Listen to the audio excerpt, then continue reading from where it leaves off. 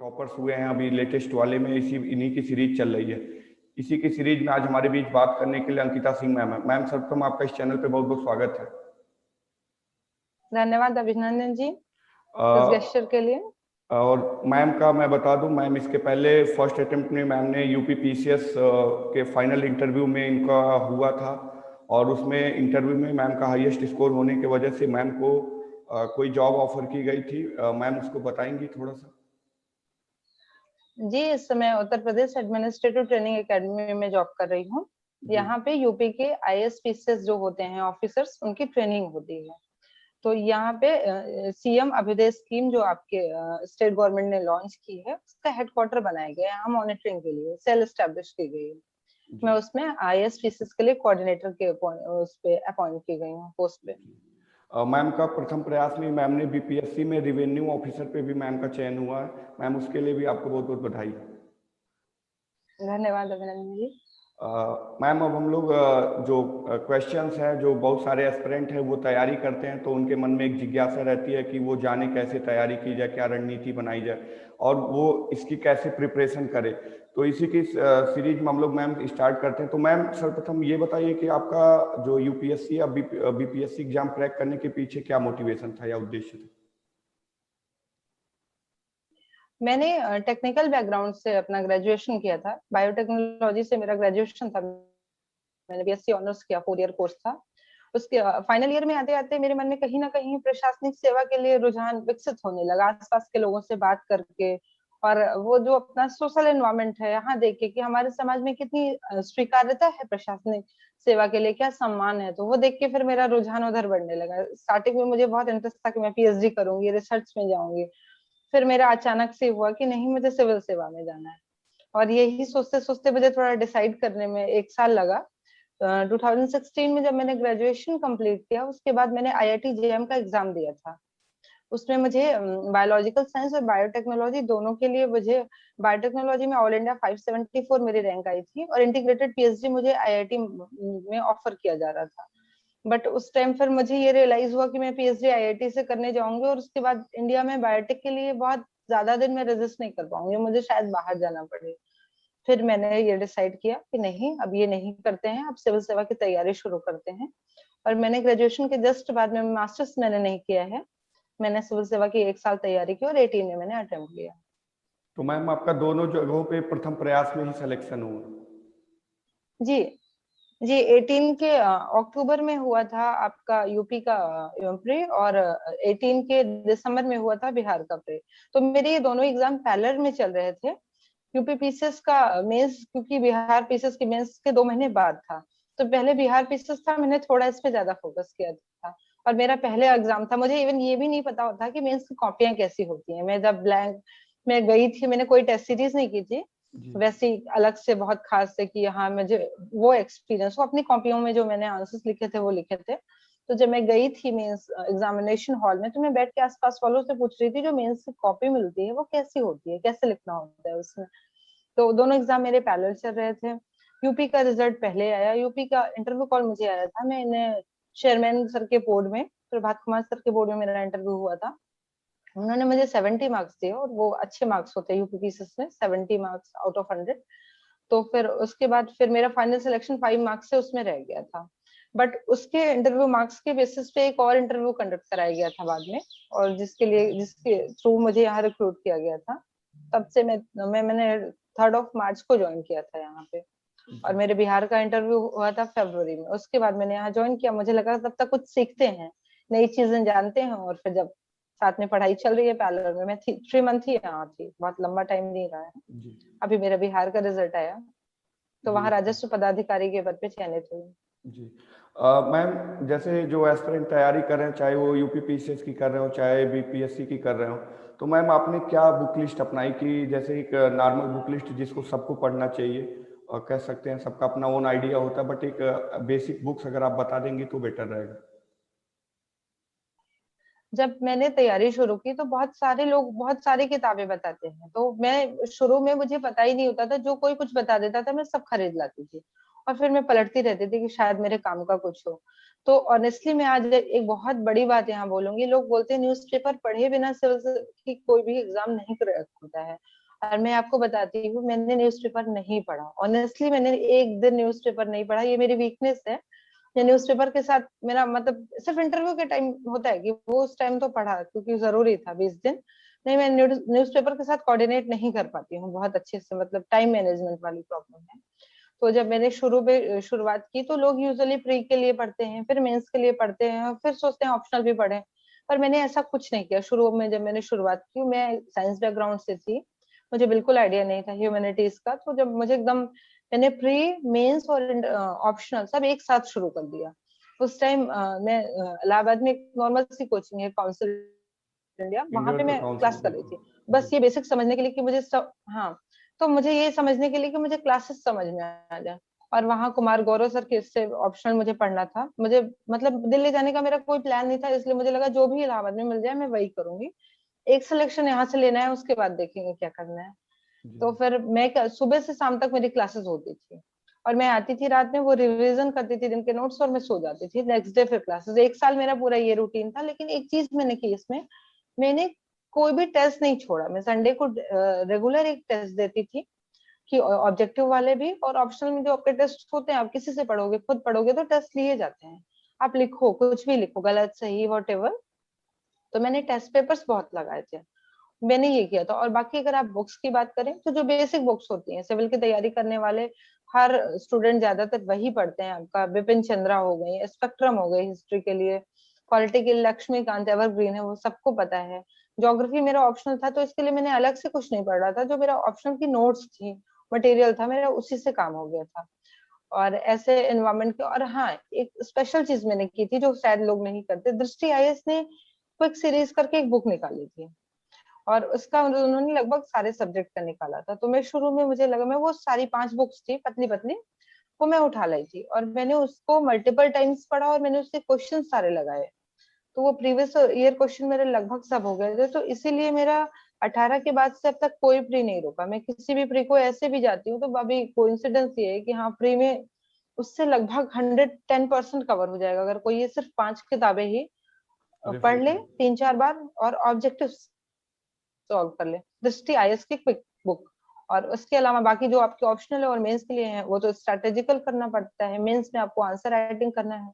Current affair के लिए मैं भले ही मैंने न्यूज़पेपर्स नहीं पढ़े, बट मैगजीन्स और दृष्टि आईएएस के लगभग जो वीडियोस वो लोग देते हैं, क्योंकि अब टेक्नोलॉजी के साथ चीजें चेंज हो रही हैं। हो सकता है हम लोग बहुत चीज पढ़ ना पाए, लेकिन हमारा दिमाग बहुत फॉर्म में चीजें याद रख सकता है। तो कुछ सुनती थी मैं, कुछ देखती थी मैं। जैसे राज्यसभा टीवी मेरा फेवरेट चैनल है न्यूज के लिए, और शायद मैं वो आज हर सुबह मेरी उसी से शुरू होती है, राज्यसभा टीवी के न्यूज देखना। विशेष करके उनकी एक सीरीज आती है, तो जो भी आपके बहुत चल रहे हैं टॉपिक होते हैं, चर्चा के मुद्दे होते हैं, उन पे वो डिबेट करते हैं, वो मैं देखती थी। उससे हमारे सोशल इश्यूज पे अच्छी समझ विकसित होती है ना, कि हाँ, क्या पर्सपेक्टिव डेवलप हो सकता है।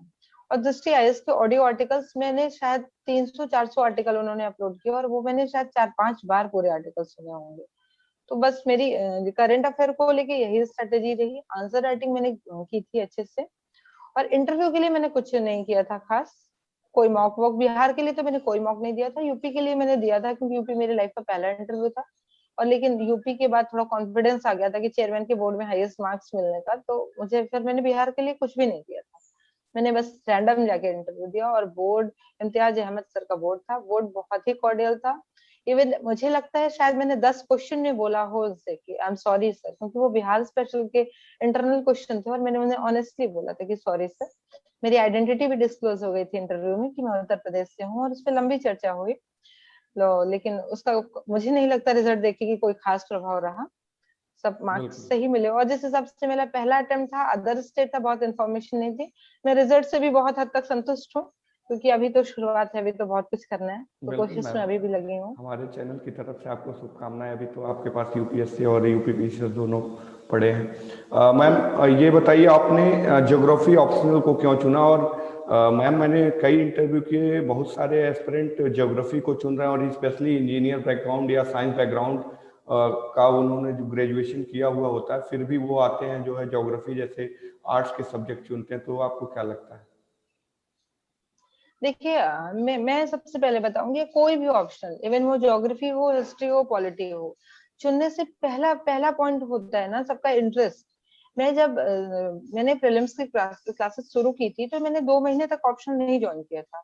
मैंने अगस्त 2017 में क्लासेस शुरू की, और मैंने 2 महीने तक कुछ भी नहीं, मतलब मैं डिसाइड करने की सिचुएशन में नहीं थी कि मैं क्या करूं। और मुझे गाइडेंस इसलिए लेना पड़ा क्योंकि मेरा बैकग्राउंड कोई नहीं था, मेरे फैमिली में कोई सिविल में नहीं है, तो मुझे एकदम ब्लैंक था मेरा।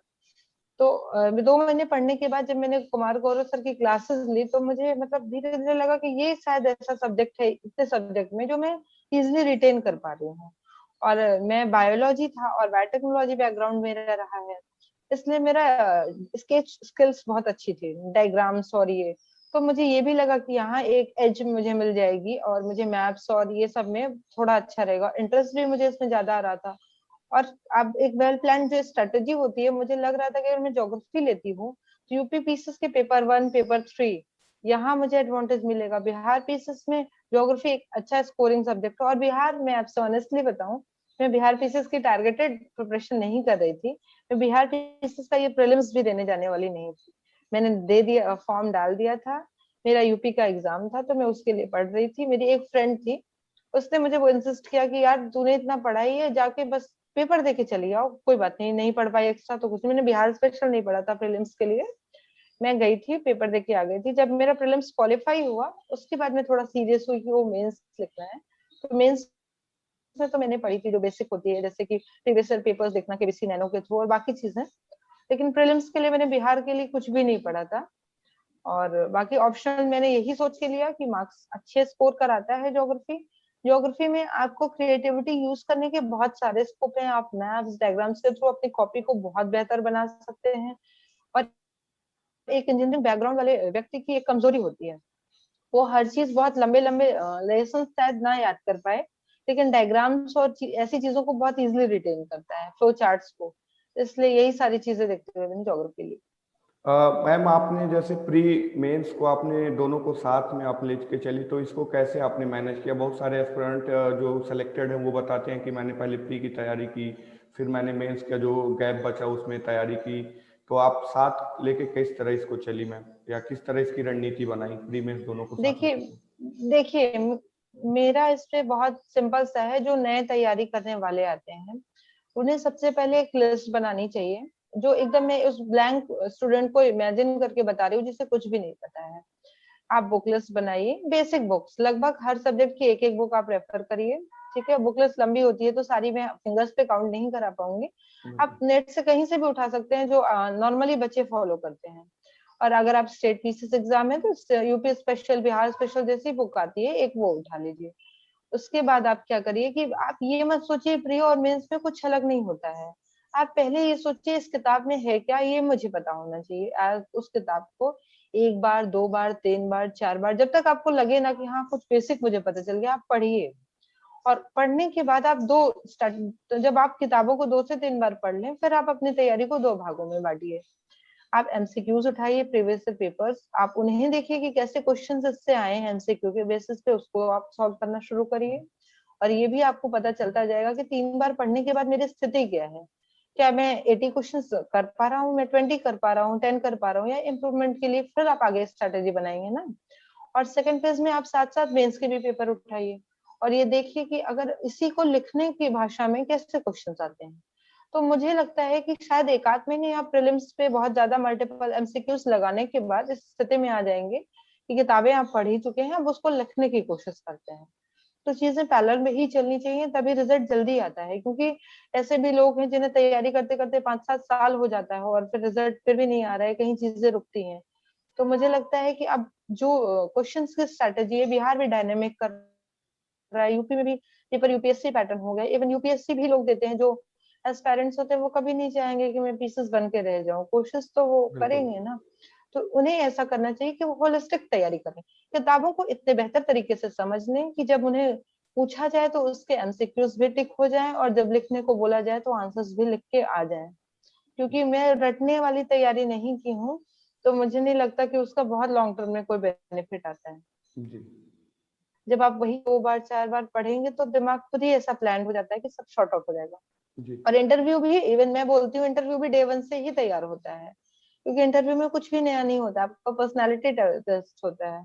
अगर आपने अपने पर्सनालिटी को होलिस्टिक डेवलप कर लिया है तो इंटरव्यू आप मेरी तरह बिना एक भी मॉक दिए आराम से जाके इंटरव्यू दे के चले आएंगे, और इंटरव्यू में भी वो बोर्ड आपसे सेटिस्फाइड रहेगा। बिल्कुल।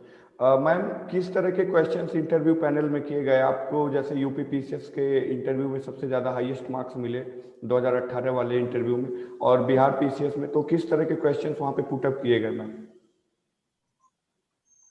देखिए, इंटरव्यू में, यूपीपीसीएस के इंटरव्यू में, क्योंकि मेरा साइंस बैकग्राउंड है और प्रभात कुमार सर के बोर्ड में मेरा पढ़ा था इंटरव्यू, वो खुद साइंस बैकग्राउंड के हैं, तो इस वजह से मेरे ऊपर बम्बार्डमेंट क्वेश्चन का साइंस बैकग्राउंड से हुआ, मेरे ग्रेजुएशन से, टेक्नोलॉजी बैकग्राउंड से।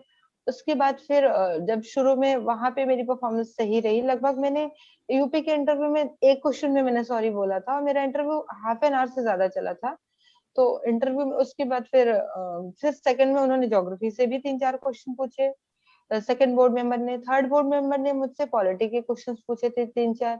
उसमें एक क्वेश्चन था कि जो अजान होती है, मुझे याद है, कि आप उसको कैसे वो करेंगी, कि किस आधार पे अगर इस्लाम, मतलब जो उसे डिफेंड किया जा सकता है कि अजान होनी चाहिए कि नहीं होनी चाहिए, मतलब उसके पीछे कोई बुकिश तर्क नहीं, कॉन्स्टिट्यूशन नहीं, वैसा तर्क दीजिए जो कि कोई धर्म वाले भी ना मना कर पाए।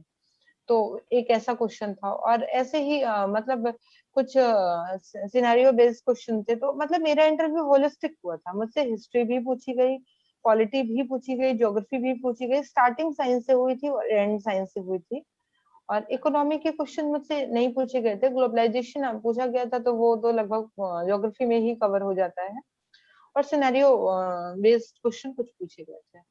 और बिहार में मेरा इंटरव्यू रहा क्योंकि कोविड पैंडेमिक के टाइम हुआ था, तो वैक्सीन, एग्रीकल्चर प्रोटेस्ट हो रही थी, हरियाणा और यूपी बॉर्डर पे, जो उस टाइम दिल्ली में 26 जनवरी, मेरा इंटरव्यू 3 फरवरी को हुआ था। लाल किले की जो घटना हुई थी वो 26 जनवरी को हुई थी। तो मेरा इंटरव्यू इन न्यूज के अराउंड घूमा था। उसके अलावा मेरी हिस्ट्री से रिलेटेड कुछ क्वेश्चन, इंडिया चाइना इश्यूज चल रहे थे, बॉर्डर इश्यूज, क्लैश था, वो आपसे उस पे मुझसे क्वेश्चंस आए थे। और इस तरीके से international relation, most probably interview आपका करंट अफेयर से डिसाइड होता है।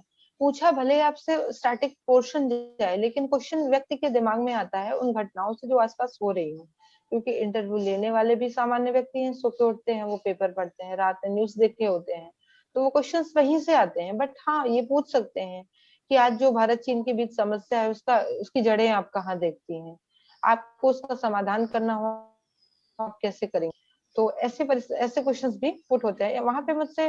बिहार में अराउंड 35 क्वेश्चंस पूछे गए थे, काफी लंबा इंटरव्यू मेरा चला था।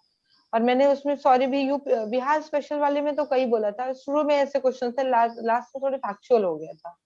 8-10 लगातार फैक्ट पूछे थे बिहार के बारे में, उसमें 4-5 में मैंने सॉरी भी बोला था।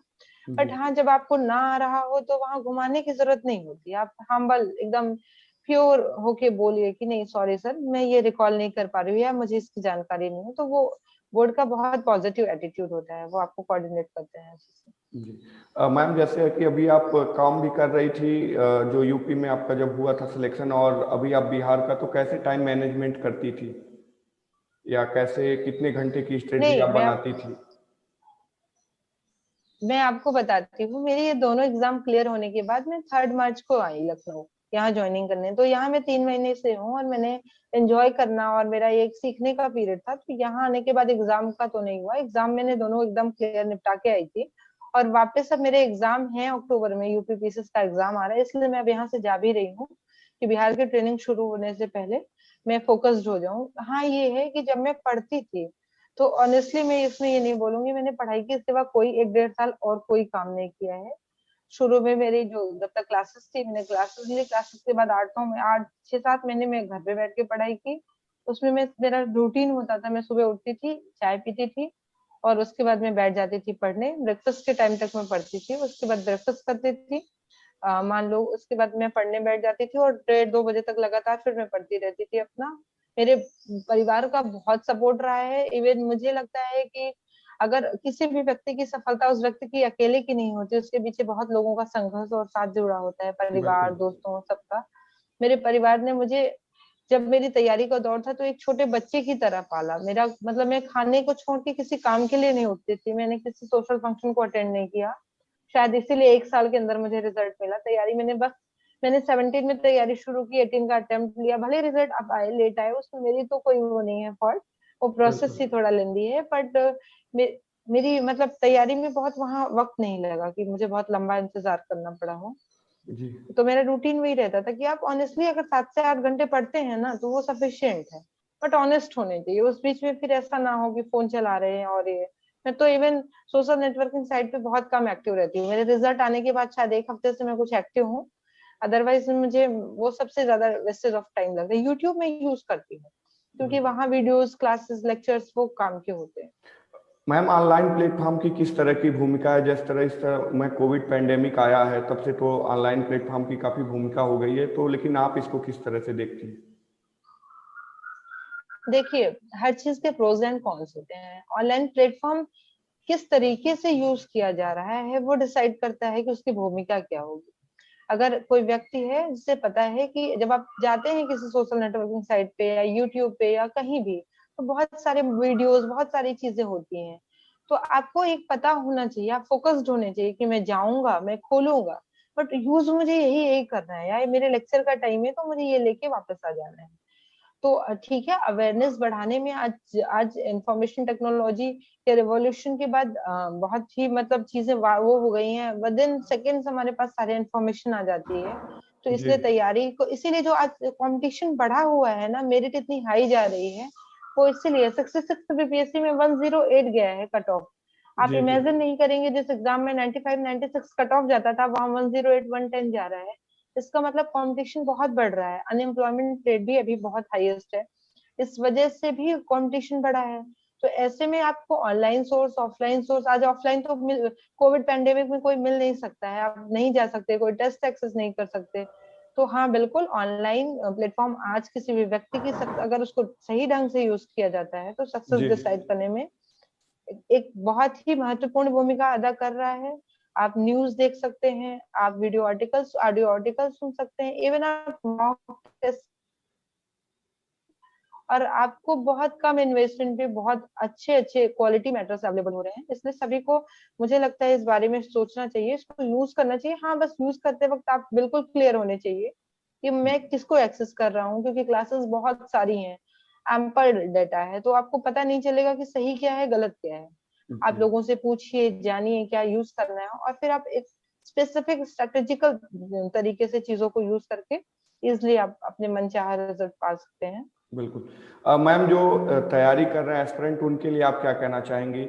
और स्पेशली आप गर्ल्स के लिए क्या कहना चाहेंगी? बहुत सारी गर्ल्स के लिए निश्चित तौर पर आप एक प्रेरणा स्रोत हैं। बहुत सारी गर्ल्स, और बहुत सारी जो गर्ल्स हैं वो बिल्कुल चाहती हैं कि आपकी तरफ फर्स्ट अटेम्प्ट में कम से कम यूपी पीसीएस या बीपीएससी या यूपीएससी को क्रैक करें, तो उनके लिए आप क्या कहना चाहेंगे? मैं लड़कियों को सबसे पहले बोलना चाहती हूँ, आप पढ़ो, क्योंकि पढ़ाई के सिवा और कोई भी ऑप्शन नहीं है जो आपको समाज में आपकी प्रतिष्ठा, आपके आपका सम्मान और आपकी जगह दिला सकता है। जब मैंने तैयारी शुरू नहीं की थी, जब मैं बचपन में, मैं आपको बताना भूल गई, मैंने जवाहर नवोदय विद्यालय से अपनी स्कूलिंग की है। मैं 9 साल की थी तो मैं हॉस्टल चली गई थी। मैं अपने मम्मी पापा के साथ नहीं रही हूँ कभी भी, 9 साल की उम्र तक ही मैं घर पे रही हूँ। 9 साल के बाद मैं हॉस्टल में थी। उसके बाद फिर मैंने इलाहाबाद में मैं 4 साल थी। इधर मेरा कॉलेज था, मैंने इलाहाबाद एग्रीकल्चर इंस्टीट्यूट से मैंने नॉर्मली बीएससी ऑनर्स किया था बायोटेक्नोलॉजी में। उसके बाद फिर मैंने 1 साल थोड़ा सा गैप किया बीच में, मेरे रीजंस थे, आईआईटी के एडमिशन को लेके कुछ इश्यूज थे, तो मैं तैयारी शुरू नहीं कर पाई। मैं 17 में मैंने तैयारी शुरू की, और 18 का ये एग्जाम है जिसका रिजल्ट आया ऑन पेपर, उसमें मेरी एज बहुत कम है।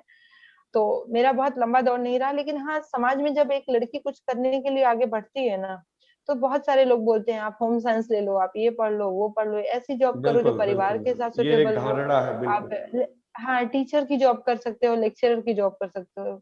तो मैं हर लड़की को यही बोलूंगी कि कभी भी अपना भविष्य निर्धारित करने में आप किसी और के डिसीजन को वो मत करिए।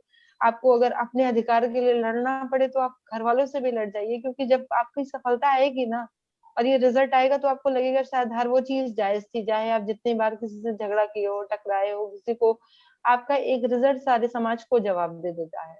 इसलिए मुझे लगता है कि हर लड़की को मेहनत करनी चाहिए, पढ़ना चाहिए, और बेटों की तरह अगर माँ बाप आपको हर सुविधा दे रहे हैं, मेरे माँ बाप ने मुझे कभी किसी चीज में कोई कमी नहीं की, मैं अपने घर का बड़ा बेटा जैसे ही रही हमेशा, तो वैसे आप भी अपने माँ बाप के लिए, अपने समाज के लिए अपने दायित्वों को समझें, सफल हों और समाज को और बेहतर दिशा देने में अपना कंट्रीब्यूशन करें और बाकी लोगों के लिए प्रेरणा स्रोत बने। बिल्कुल। मैम, हमने तो लगभग सारे एस्पेक्ट कवर करने की कोशिश की। अगर कोई आपको ऐसा पॉइंट लगता है या कोई और बात अगर आपको कहनी है तो निश्चित तौर पर जो एस्पिरेंट है उनके लिए और भी कह सकती है, अगर कोई ऐसा पॉइंट लग रहा हो कि वो छूट गया। जी, मैं तैयारी करने वाले सभी एस्पिरेंट्स को एक मैसेज देना चाहूंगी। आप तैयारी करते हैं, बहुत सारे लोग तैयारी करते हैं, एक एग्जाम होता है, रिजल्ट आता है, बहुत सारे लोगों का सिलेक्शन होता है और बहुत सारे लोगों का नहीं भी होता है। तो इसका ये मतलब नहीं है आप किसी से कम काबिल हैं। आप कभी भी एक रिजल्ट को अपनी काबिलियत का पैमाना ना बनाएं। आप तब तक प्रयास करते, आप अगर खुद में श्योर हैं कि आप एक दिन सफल होंगे तो आप तब तक प्रयास करते रहें जब तक आप सफल ना हो जाएं। शायद एक रिजल्ट आएगा आपको कुछ निराशा हाथ लगे, दूसरा रिजल्ट आएगा आपको कुछ निराशा हाथ लगे, लेकिन आप प्रयास कभी ना छोड़ें, लगातार प्रयासरत रहें, और जब पूरी दुनिया ने आप पे यकीन छोड़ दिया हो तब पर भी आप खुद पे यकीन रखें और डेडिकेटेड होके, फोकस्ड होके अपने लक्ष्य के लिए प्रयासरत रहें। और निश्चित तौर पे अगर आपने ऐसा किया तो आपको सफल होने से कोई नहीं रोक सकता, और समाज में आप वो सम्मान प्राप्त करेंगे जो आप डिजर्व करते हैं। इसलिए अगर जिनका भी इसमें सिलेक्शन हुआ है, मेरी तरफ से सभी को बधाई, जो तैयारी कर रहे हैं उनको सभी को मेरी तरफ से बहुत शुभकामनाएं। आप तैयारी करें, डेडिकेटेड होकर तैयारी करें, 2 साल सब कुछ छोड़ के लग जाइए, आप सफल हो जाएंगे, फिर जिंदगी में सब मजे हैं, ऐश करिएगा। और जिनका जो असफल हुए हैं वो किसी भी प्रकार से निराश ना हो। एक और एग्जाम सामने है, बिहार पीसीएस का नेक्स्ट एग्जाम होने वाला है, यूपी पीसीएस का एग्जाम होने वाला है अक्टूबर में, अदर स्टेट के एग्जाम होते हैं, तो आप बस नेक्स्ट को, जैसे एक रिजल्ट मेरा आया था यूपी पीसीएस का, मैं आपको बताऊंगी, मेरा 5 मार्क्स से फाइनल सिलेक्शन रुका था 2018 का, और 18 का ही बिहार का आया, उसमें मेरा सिलेक्शन हो गया। तो मैं बताऊंगी आपको कि मैं बैठी थी, मैंने 1 घंटे रोई, और उसके बाद मैं वापस से बोली रोने से तो कुछ होगा ही नहीं यार, वापस में बैठ के फिर टेबल पे पढ़ाई करने लगी 1 कप चाय लेके। तो आपका, आप में ये जज्बा होना चाहिए कि आपको कोई भी असफलता ना निराश ना कर सके, आप अगली उम्मीद से कि इस बार यहाँ पहुंचे हैं, अगली बार तो ये भी क्रॉस हो जाएगा, इस उम्मीद से, इस पॉजिटिव एटीट्यूड से आप प्रयास करिए, अपने माँ बाप के सपने को पूरा करने के का प्रयास करिए। और जब भी आप लो फील करें ना, अपने दोस्तों से, अपने फैमिली से इंटरेक्ट करें, हो सकता है 2 दिन किताबें बंद कर दें और फिर वापस से 2 दिन बाद पूरे तरीके एनर्जी के साथ फिर से वापस से तैयारी शुरू करें, और निश्चित तौर पे हर व्यक्ति सफल होगा। आप सबको वो मिलेगा जो आप डिजर्व करते हैं। All the very best for your future. Thank you ma'am, channel पे आने के लिए बहुत बहुत धन्यवाद। और जो व्यूअर है मैं उनको बताना चाहूँगा कि अगर आपकी कोई भी क्वेरी हो कमेंट सेक्शन में हमें पूछ सकते हैं, और नीचे डिस्क्रिप्शन में बहुत सारे यूपी पीसीएस और बिहार पीसीएस के टॉपर्स की सीरीज है, आप देख सकते हैं वहाँ पे। और हमारे चैनल को आप लोग शेयर सब्सक्राइब जो भी करना चाहते हैं कर सकते हैं। थैंक यू, नमस्कार, धन्यवाद। थैंक यू अभिनंदन जी।